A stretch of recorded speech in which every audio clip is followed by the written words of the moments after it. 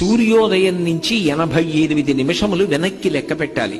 అలా వెనక్కి లెక్క పెడితే ఏ కాలము ఉంటుందో అది బ్రాహ్మీ ముహూర్తము అంటారు. బ్రాహ్మీ అంటే బ్రహ్మ యొక్క శక్తి స్వరూపమైన సరస్వతి.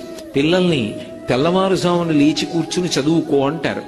ఎందుకని అంటే ఆ తెల్లవారుజామున చేసేటటువంటి ప్రయత్నంలో మనకి ఆ సూర్యుని యొక్క శక్తి బ్రహ్మగారి యొక్క శక్తిగా, బ్రహ్మగారి అనుగ్రహంగా, బ్రహ్మ ఒకటి సరస్వతి ఒకటి కాదు, బ్రహ్మ బ్రాహ్మి వాళ్ళిద్దరూ కలిసే ఉంటారు.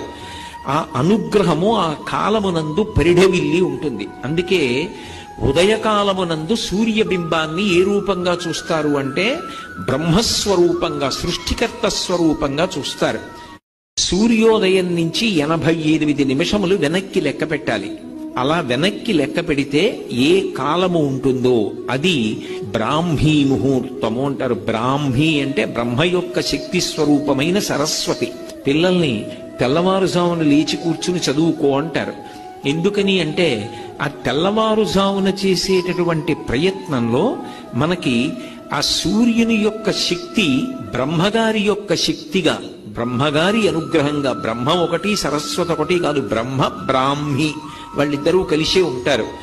ఆ అనుగ్రహము ఆ కాలమునందు పరిఢవిల్లి ఉంటుంది. అందుకే ఉదయకాలమునందు సూర్యబింబాన్ని ఏ రూపంగా చూస్తారు అంటే బ్రహ్మస్వరూపంగా, సృష్టికర్త స్వరూపంగా చూస్తారు.